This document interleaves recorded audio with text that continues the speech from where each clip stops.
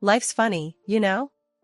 One minute you're just a regular girl, working 9 to 5, living a simple, uneventful life, and the next, you're caught up in a whirlwind romance that feels like it's straight out of a movie. That's exactly what happened to me. I was 25, working as an assistant at a bustling law firm downtown.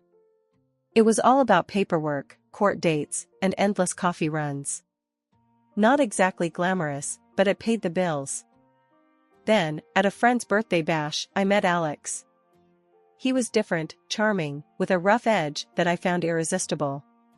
He worked as a construction foreman for this big company that had him traveling all over the place. We hit it off instantly, finding solace in our shared love for cheap beer and disdain for fancy parties. Our conversations were real, filled with laughter and a dash of sarcasm.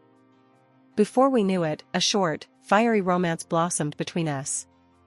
It was intense, passionate, and completely unexpected. We were like two puzzle pieces that somehow fit perfectly together. "Marry me, Alice," Alex said one night, out of the blue, his voice rough but sincere. We were sitting on my small apartment's balcony, the city lights flickering in the distance. I remember laughing, thinking he was joking. "You serious?" I asked, my heart racing. "As a heart attack," he replied, his gaze locked on mine. And just like that, we decided to tie the knot. No grand gestures, no fancy proposal, just us, making a spontaneous decision that felt right. Our wedding was a simple affair, just close friends and family.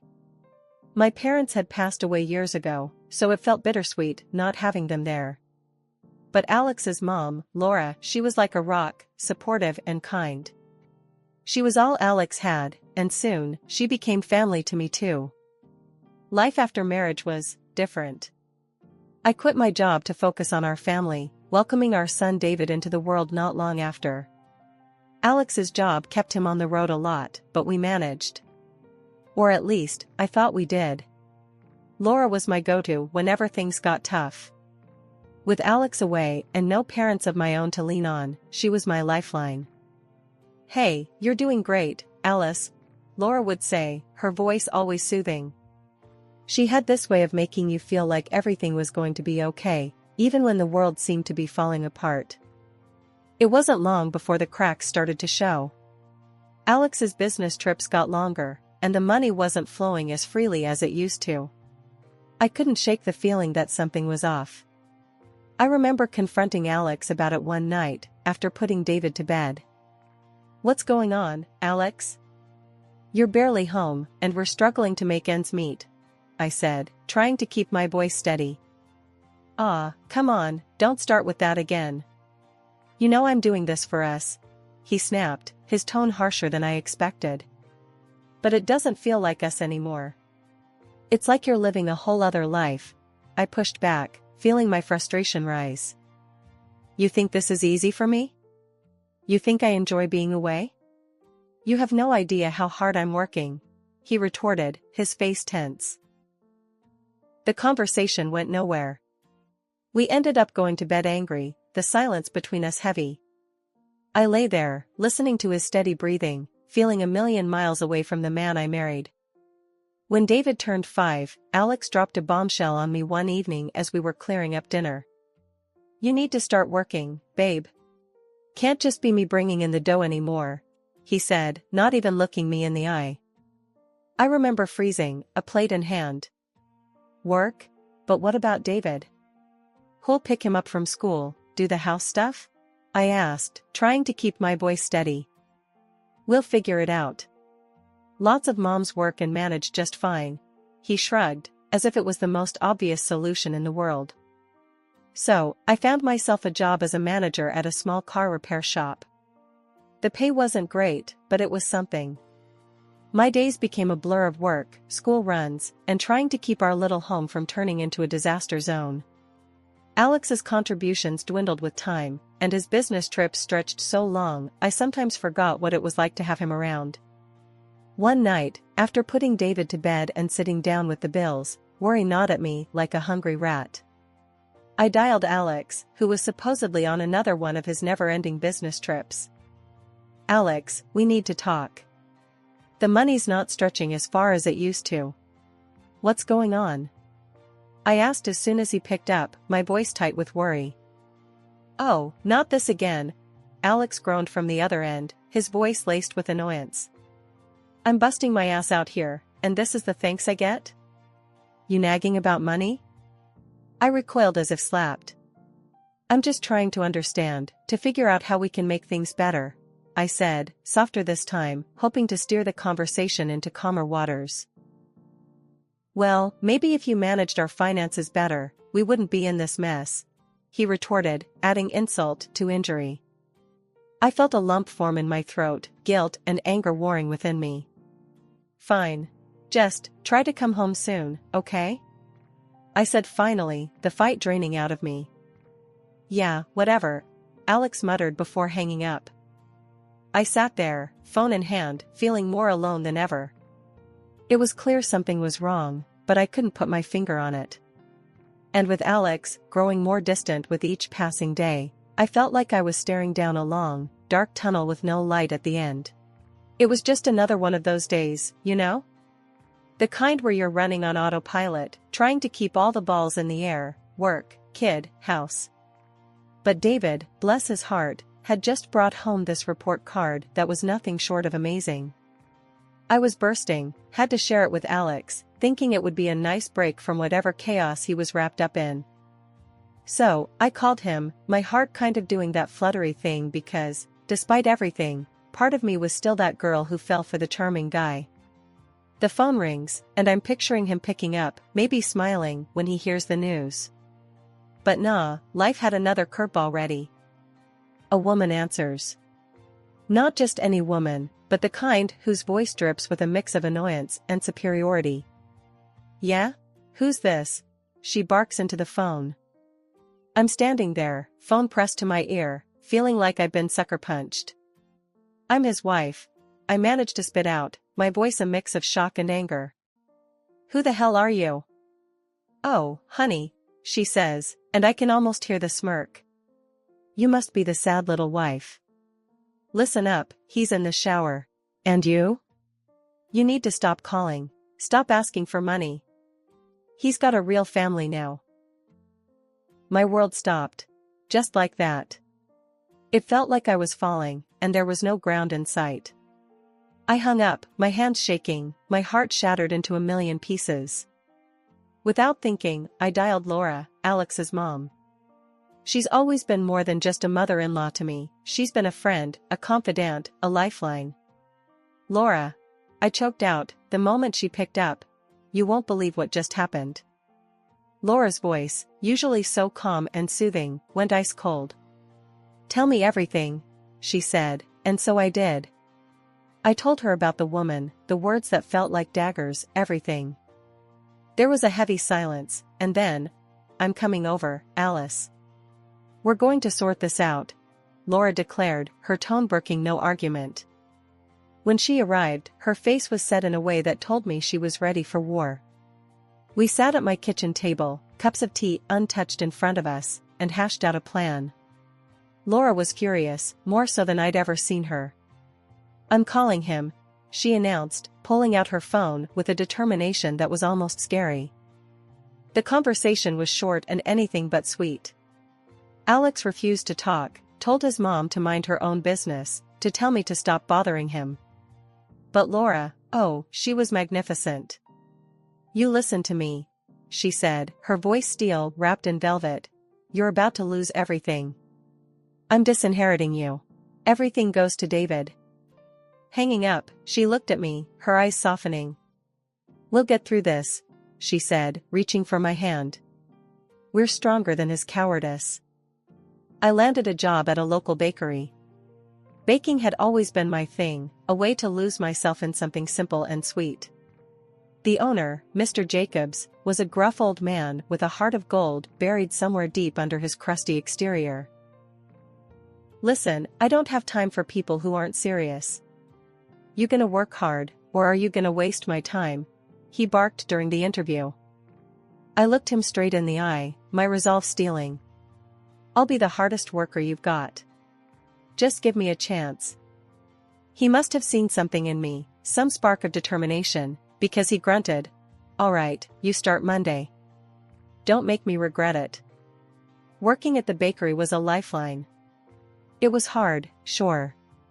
Early mornings, long hours, but there was something about kneading dough and watching things rise from the oven that felt like healing.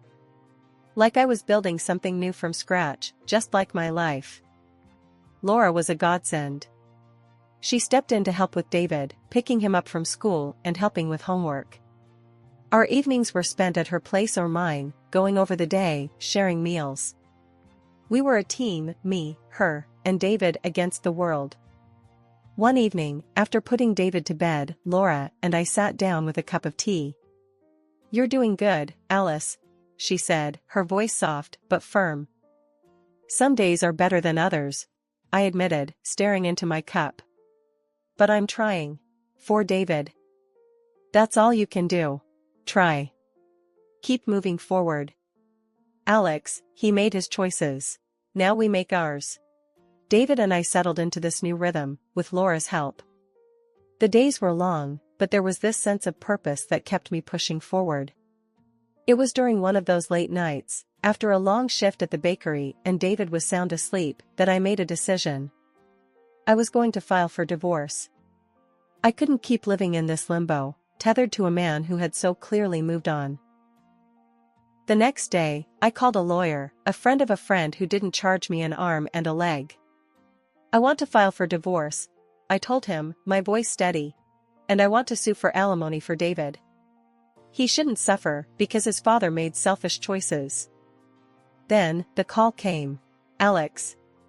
His voice was like a thunderclap on the other end of the line, full of rage and disbelief. "You're suing me? For alimony? You've got some nerve, asking for money after everything." I held the phone away from my ear, his shouts echoing in the quiet room. It would have been easy to shrink back, to apologize and beg him to calm down.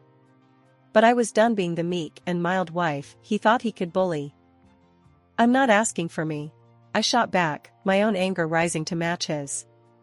"This is for David. Remember him? Your son?" There was a snarl on the other end. "I won't give you a dime.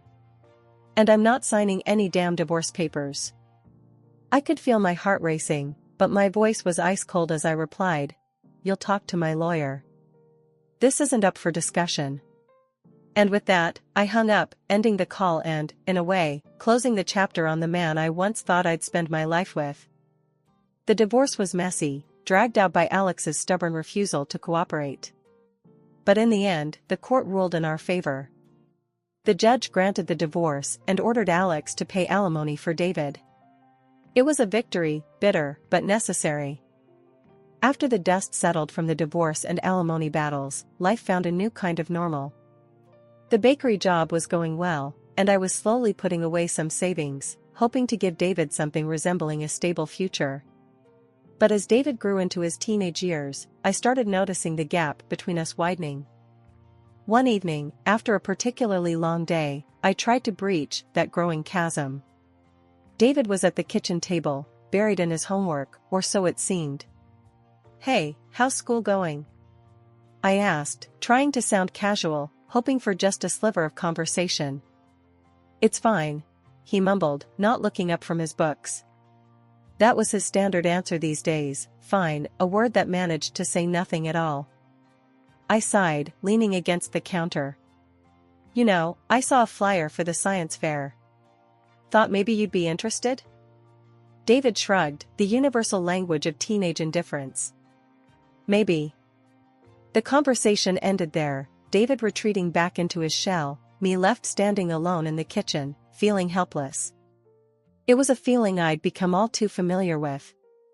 Later, I confided in Laura over a cup of coffee. "I don't know what to do.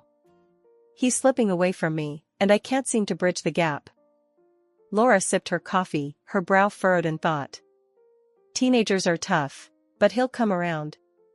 You're doing everything you can."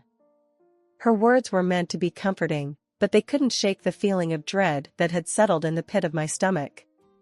I was losing my son, piece by piece, and I didn't know how to stop it. Our exchanges were brief, often strained. One evening, trying to bridge the widening gap, I ventured. How's the college search going? Found anywhere you like? David's response was curt, a quick, "It's fine," without looking up from his device. That word again, fine, the most non-committal of reassurances. Hoping to engage him more, I mentioned, "You know, there are some great scholarships out there. We could look into them together?" He finally glanced up, his eyes cold. "I'll manage on my own. Don't need to bother with that. It's not like you can afford to help anyway." His words hit like a physical blow, reminding me painfully of Alex's departure and the financial struggles that followed. "I just want to help," I managed to say, my voice barely a whisper. David shrugged, dismissing the conversation and, it felt, dismissing me. "I've got it covered. I'm going to Norman, got everything planned out."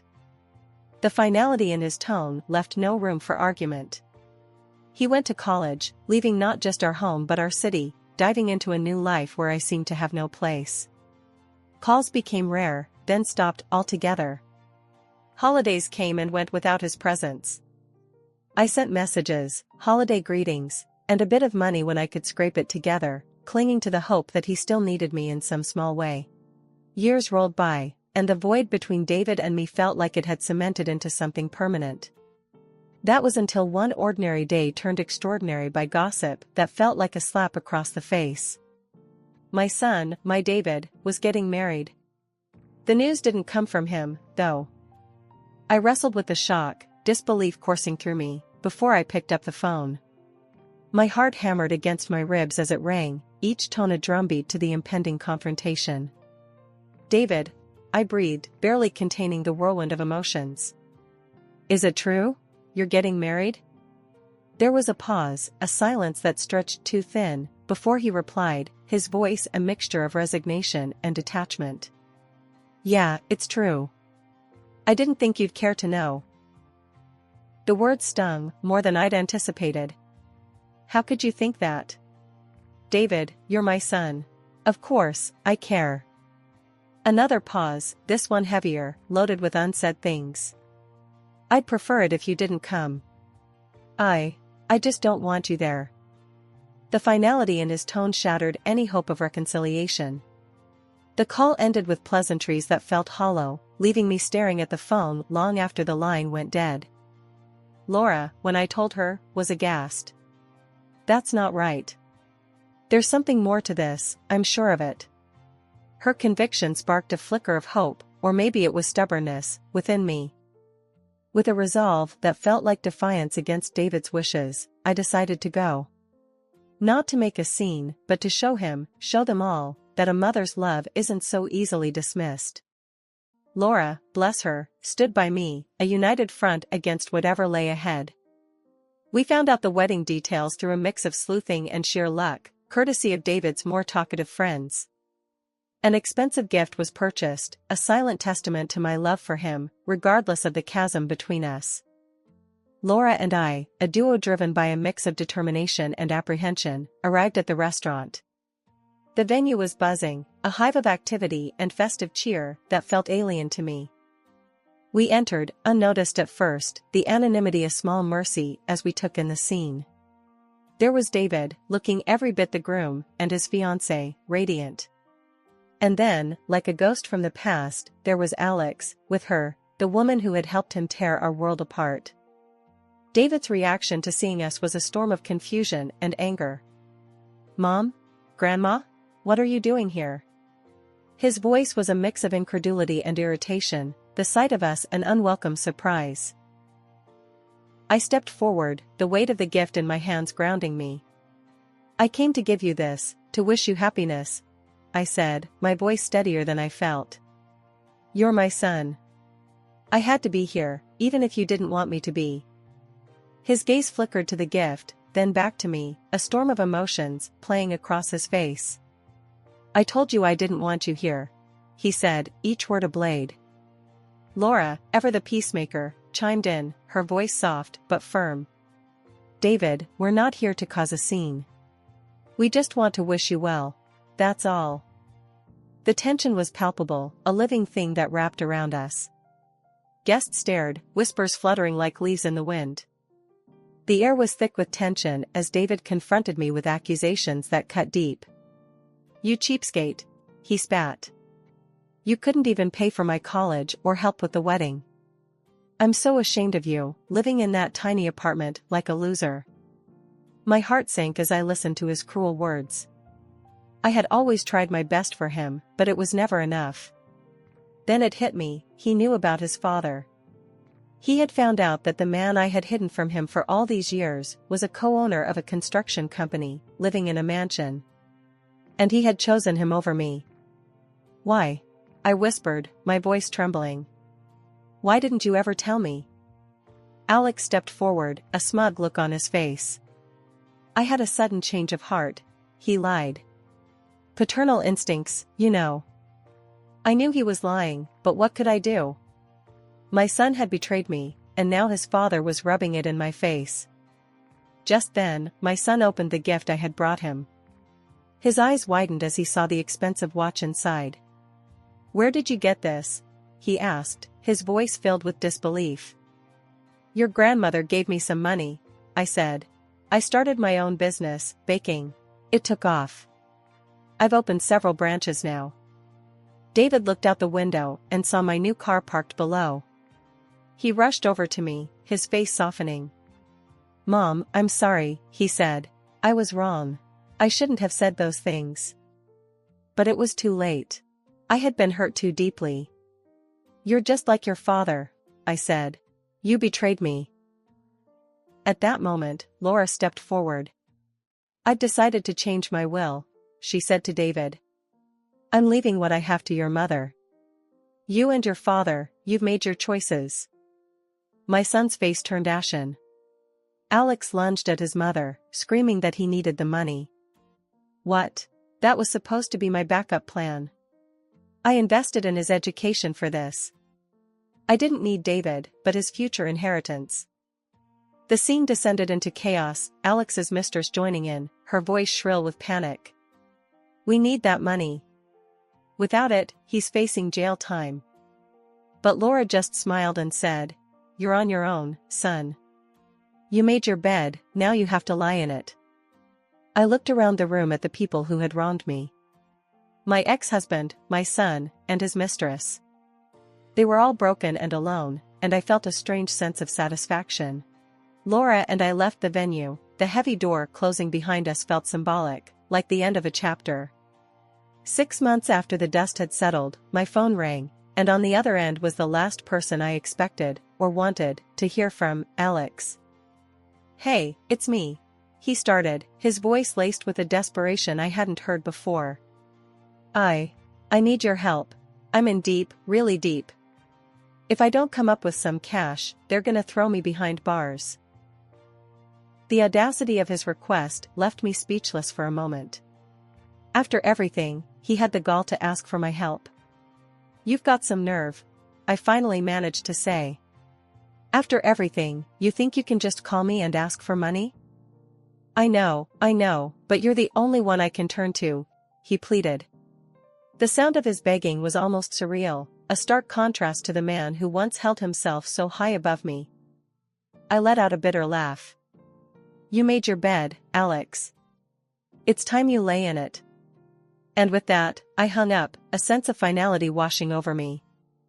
But the universe wasn't done testing me yet. Not long after Alex's call, David reached out, his voice soft and contrite. "Mom, I messed up. I see that now. I believed Dad's lies, and I turned my back on you. I'm so sorry. Can we talk? Maybe you could talk to Grandma about the will?" Hearing my son, my flesh and blood, begging for forgiveness and a second chance should have softened me, but the wound was too fresh, the betrayal too deep. "David, I'm glad you've come to see the truth, but it's not that simple. You hurt us, deeply. It's going to take more than an apology to mend things." "But, Mom, I hope you find your way, David. But for now, I need space. As for Grandma, that's a conversation you need to have with her yourself, when the time is right." And with that, I ended the call, the echo of his pleas lingering long after. Life, however, has a way of moving forward, even when we're stuck looking back. In the months that followed, I found love again in the most unexpected of places. He was the owner of a well-known restaurant chain, a man whose kindness and strength were a balm to my weary soul. We married, not with the fanfare of my first wedding, but with a quiet joy that spoke of deeper, truer things. Laura was there, as she always had been, her presence a reminder of the family we choose for ourselves. Our friendship, forged in the fires of shared pain and triumph, remained unbreakable. To new beginnings, she toasted at the wedding, her smile bright with genuine happiness. As for Alex and David, I wished them well in their own journeys, hoping they would find redemption and peace in their own ways. Life, after all, is a series of lessons, and I had learned mine well. Now, it was time to live.